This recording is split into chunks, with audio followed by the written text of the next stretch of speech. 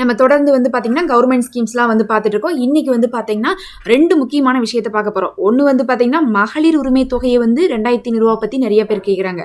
அதில் வந்து நிறைய பேர் 60 வயசுக்கு மேலே கொடுக்க மாட்டேங்கிறீங்கன்னு சொல்லிட்டாங்களே, நாங்களாம் என்ன பண்ணுவோம், போன ஆட்சியில் நாங்களாம் வாங்கிட்டு இருந்தோமே, இது வந்து பார்த்தீங்கன்னா கொடுத்தா எல்லாருக்கும் ஒட்டுக்கா கொடுங்க, அதே நீங்கள் எங்களை மட்டும் விடுறது, எங்களுக்கு தான் ரொம்ப அவசியம், எங்களுக்கு தான் வயசாயிருச்சு அப்படின்னு சொல்லிட்டு 60 வயசுக்கு மேலே இருக்கவங்க கேட்டாங்களே, அவங்களுக்குமான திட்டமும் வந்திருக்கு. ரெண்டுமே பார்த்தீங்கன்னா ஒரே நேரத்தில் இந்த பக்கம் வந்து மகளிருக்கு, இந்த பக்கம் முதியோருக்குன்னு கொடுக்குறாங்க. அப்போ 60 வயசுக்கு மேலே வந்து மகளிர் திட்டம் இல்லை, அதுக்கு பதில் முதியோர் திட்டம் இருக்குது. முதியோர் திட்டம் எவ்வளோ தெரியுங்களா? மகளிர் திட்டமாவது 2500 தான், ஆனால் முதியோர் திட்டம் உங்களுக்கு 3000 கிடைக்குது. அப்போ உங்களுக்கு பெட்டர் தானே, ஒரு பக்கம் 2500னா இந்த பக்கம் 3000. நீங்கள் அந்த 2500 மிஸ் பண்ணாலும் உங்களுக்கு இந்த 3000 கிடைக்க போகுது. அதை ரெண்டையும் பற்றியுமே நம்ம அறிவிப்பு பார்த்துடலாம். ஏன்னா இது வந்து முதியோர் திட்டம் அப்படின்னு இருந்தாலும் கூட இதை மகளிர் திட்டத்தோட சேர்த்து தான் சொல்லணும். ஏன் சேர்த்து நம்ம சொல்கிறோன்னு பார்த்தீங்கன்னா, அதில் மிஸ் ஆனவங்களுக்கு இதில் கிடைக்குது. அதனால வந்து பார்த்தீங்கன்னா அதை கேட்க முதல்லாம் கேட்டுட்டு இருந்தவங்களுக்கு ஒரு பதிலாக இருக்கும். இப்போ நம்ம டீட்டெயிலாக இதுக்கு என்ன பண்ணோம், அதுக்கு என்ன பண்ணோம் அப்படிங்கிறத பார்க்கலாம். இப்போ நம்ம டீட்டெயிலாக இதுக்கு என்ன பண்ணோம், அதுக்கு என்ன பண்ணோம் அப்படிங்கிறத நம்ம வந்து ஸ்டெப் பை ஸ்டெப்பாக பார்த்துடலாம். ஃபர்ஸ்ட் வந்து பார்த்தீங்கன்னா நம்ம மகளிர் உரிமை திட்டத்தில் ஆரம்பிக்கலாம். அது வந்து கடந்த ஆட்சியில் 1000 ரூபா கொடுத்துட்டு இருந்தாங்க, வருஷத்துக்கு 12,000 ரூபா வந்துட்டு இருந்துச்சு. இப்போ இந்த ஆட்சி 2500 ரூபா கொடுக்கறதாக வாக்குறுதி கொடுத்துருக்காங்க. வாக்குறுதி கொடுத்தாங்க, ஆனால் இப்போ நிறைவேற்றிட்டாங்களான்னு கேட்டிங்கன்னா இப்போ தான் ஆட்சிக்கு வந்திருக்காங்க.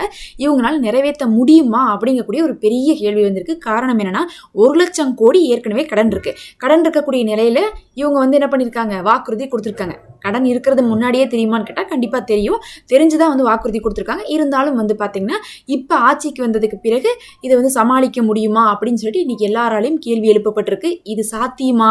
ஏன்னா 15ஆம் தேதி வந்தாவே பேங்க்ல வந்துடணுமே, அப்போ இன்னும் 15ஆம் தேதி வரப்போகுது, இன்னும் 1-2 நாள் கூட இல்லை. அப்படி இருக்கும்போது எப்படி போடுவாங்க? அப்படி போட முடியுமா, இல்லை போட முடியாட்டினா மக்கள் அதிருப்தியில் இருப்பாங்களான்னு சொல்லிட்டு நிறைய கேள்விகள் இன்னைக்கு நிறைய பேர் எழுந்திருக்கு. எல்லாரும் வந்து போடுங்க சொல்லிட்டீங்களே, எங்களுக்கு போட்டுருங்கன்னு சொல்றாங்க. சிலர் என்ன சொல்றாங்கன்னா, எங்களால புரிஞ்சுக்க முடியுது, கடனில் இருக்கிறனால தான் முடியல, அதனால நீங்க என்ன பண்ணுங்க, கொஞ்சம் வந்து தயாராகிட்டு போடுங்க அப்படிங்கிறாங்க. ஒரு சிலர் என்ன சொல்றாங்கன்னு வந்து பார்த்தீங்கன்னா, கடைசிக்கு அந்த 1000 ரூபாவாவது போடுங்கப்பா அப்படிங்கிறாங்க. இன்னைக்கு மு.க. ஸ்டாலின் அவர்களும் வந்து என்ன சொல்லியிருக்காங்கன்னா, நீங்க வந்து சிரமத்தில் இருக்கீங்க, நம்மளுடைய கவர்மெண்ட் வந்து கொஞ்சம் வந்து பண நெருக்கடியில் இருக்குன்னு எனக்கு தெரியும், அதனால நீங்கள் என்ன பண்ணுங்கள், 1000 ரூபாவாவது கொடுங்க அப்படின்னு சொல்லியிருக்காங்க. அப்போ வந்து 2500 கொடுக்க முடியாட்டினாலும் 1000ஆவது கொடுங்கன்னு இப்போ சொல்லி வச்சிருக்கிறனால இந்த மாதம் 15ஆம் தேதி 1000 ரூபா எதிர்பார்க்கறதுக்கான வாய்ப்பு இருக்குது. ஏன்னா இந்த 15ஆம் தேதி காசு வருமா வராதான்ற இடத்துல குறைஞ்சது ஒரு 1000 ரூபாவாவது வருமாட்டு இருக்குது அப்படிங்கக்கூடிய ஒரு சூழ்நிலையை உருவாக்கி கொடுத்துருக்காங்க. முதல் விஷயம். ரெண்டாவது, அதே நேரத்தில் அந்த 2500 கொடுக்கறதுக்கான அவகாசம் கேட்டிருக்காங்க. இவங்க என்ன சொல்லியிருக்காங்கன்னா, ஆட்சி ஏற்ற போது நாங்கள் வந்து ஒவ்வொன்றாக நிறைவேற்றுவோம், எங்களுக்கு அவகாசம் கொடுங்கன்னு சொல்லியிருக்கனால ஒரு சிலர் வந்து எங்களுக்கு திட்டம் கூட வேண்டாம், வேலை வாய்ப்பு ஏற்படுத்துங்க, அதை கொண்டே எங்க குடும்பம்லாம் பொழைச்சிக்கும், ஒருத்தவங்களுக்கு வேலை வாய்ப்பு கிடைச்சா 10,000 ரூபாய்க்கு மேல மாசம் வருமானமே வரும், அப்ப இது 2000 ரூபாய் இருக்கிற இடத்துல அது 10,000 ரூபாய் வந்தா எப்படி இருக்கும் பாருங்க, அதை ஏற்படுத்துங்கன்னு சொல்லிட்டு ஒரு சிலர் கேட்டுட்டு இருக்காங்க. பார்க்கலாம். கவர்மெண்ட்டுடைய முக்கியமான அறிவிப்புகள்ல ஒன்று இது. அதுவும் கடந்த ஆட்சியில வந்து நிறைவேற்றின ஒன்று, அதுதான் முக்கியம். கடந்த ஆட்சி கொடுத்துட்டு இருந்ததை இவங்க நிறுத்த மாட்டாங்க, ஏதோ ஒரு விதத்திலேயாவது என்ன பண்ணுவாங்க, கொடுப்பாங்க. கடைசிக்கு ஒரு 1000 ரூபாவது என்ன பண்ணுவாங்க, கண்டினியூ பண்ணுவாங்கன்னு எதிர்பார்க்கப்படுது. இதுல அந்த 60 வயசுக்கு மேல இருக்கிறவங்களை என்ன பண்றாங்க, இந்த தடவை எடுக்கிறாங்க, மகளிர் உரிமை தொகையிலிருந்து எடுத்துடுறாங்கும் போது அவங்க என்ன பண்றாங்க, நாங்கெல்லாம் வந்து கடந்த ஆட்சியிலேயே வாங்கணுமே, ஏன் எங்களை ரிஜெக்ட் பண்ணிட்டீங்க, எங்களுக்கு தானே வேணும் அப்படின்னு கேட்குறாங்க. அவங்களுக்கு தான் பார்த்தீங்கன்னா முதியோர் ஓய்வூதிய திட்டம்னு சொல்லிட்டு 3000 ரூபாய் கொடுக்குறாங்க. அப்போ 60 வயசுக்கு மேலே இருக்கவங்களுக்கு முதியோர் ஓய்வூதிய திட்டம்னு சொல்லிட்டு அப்ளை பண்ணால் 3000 ரூபா வாங்க முடியும். ஒரு கார்டுக்கு ஒருத்தவங்க என்ன பண்ணலாம், வாங்கலாம். ஒரு ஃபேமிலியில் இருக்காங்கன்னா, ஒரு ஃபேமிலி கார்டில் இருக்கிறவங்க 60 வயசுக்கு மேலே இருக்கவங்களாம் என்ன பண்ணலாம், அதை வாங்கிக்கலாம். அதுக்கு ஏதாவது வந்து விதிமுறைகள்லாம் இருக்குமான்னு கேட்டிங்கன்னா கண்டிப்பாக இருக்கும், இருக்காதுன்னு நம்ம சொல்ல முடியாது.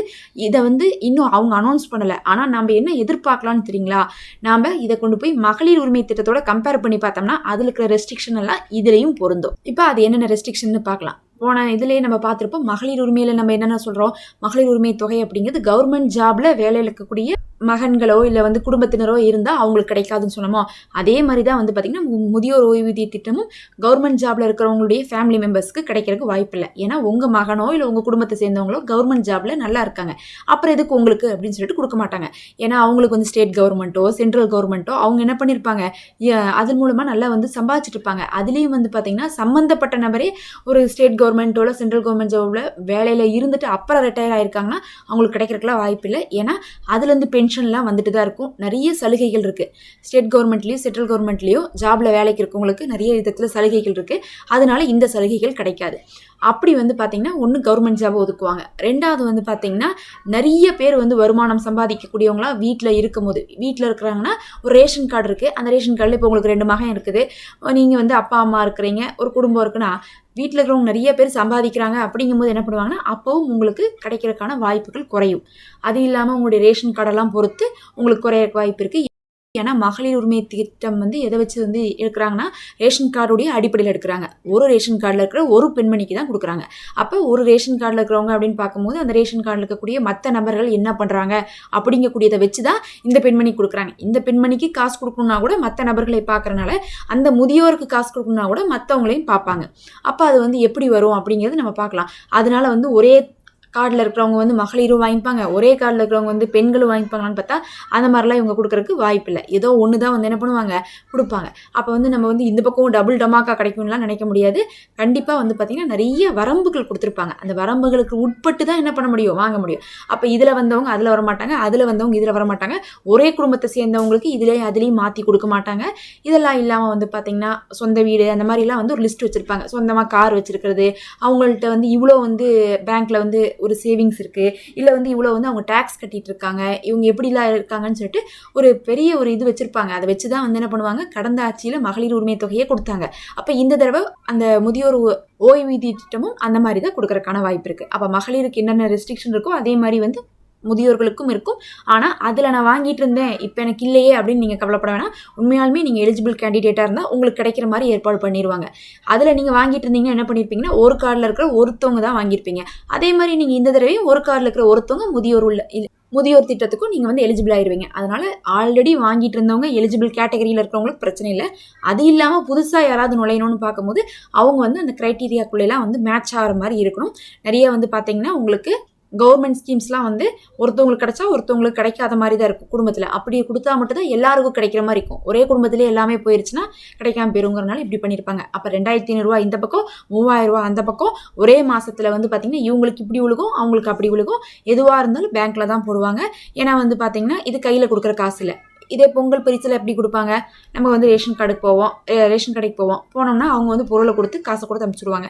இது அவங்களுக்கு அப்படி இருக்காது. அதனால் நீங்கள் என்ன பண்ணுங்கள், இதுக்கு கரெக்டான ப்ரொசீஜர் வந்து ஃபாலோ பண்ணிக்கோங்க. மகளிர் உரிமை திட்டத்தை வந்து ஃபில் பண்ணுறதுக்கு என்ன ப்ரொசீஜர் வந்து பார்த்தீங்கன்னா அதில் வந்து உங்களுக்கு ரேஷன் கார்டு வாங்குவாங்க, ஆதார் கார்டு வாங்குவாங்க, பேங்க் பாஸ்புக் வாங்குவாங்க, அதுக்கப்புறம் நீங்கள் இருக்கக்கூடிய வீட்டுடைய இபி பில் வாங்குவாங்க. அதே தான் இங்கேயும் நீங்கள் கொடுப்பீங்க. முதியோர் திட்டத்துக்கும் அதே தான் கொடுப்பீங்க.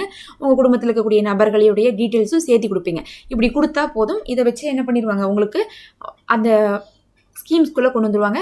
இதுக்கான ஃபார்ம் எப்போ வரும், எப்போ அப்ளை பண்ணலாம் எல்லாமே வந்து பார்த்திங்கன்னா இனிமேல் தான் வந்து அறிவிப்பாங்க. ஏன்னா முதல்ல மகளிர் உரிமை திட்டத்தை வந்து அறிவிச்சிட்டு தான் அதுக்கப்புறம் வந்து பார்த்திங்கன்னா முதியோருக்கு அறிவிக்க போகிறதாக தகவல் வந்திருக்கு.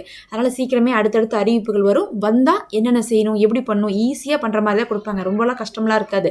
ஆன்லைன்லையா ஆஃப்லைன்லையா என்ன பண்ணாலும் சரி அதை நம்ம டீட்டெயிலாக போடுவோம். நம்ம ஆரம்பத்துலேருந்து இந்த மாதிரியான ஃபார்ம் ஃபில்லப்லாம் வந்து டீட்டெயிலாக வீடியோ போட்டிருக்கோம். பலரும் வந்து பார்த்திங்கன்னா எஸ்ஐஆரெல்லாம் வந்து 65 வயசு 70 வயசுக்காரங்களாவே நம்மளுடைய வீடியோ பார்த்து வந்து அப்ளை பண்ணியிருக்காங்க.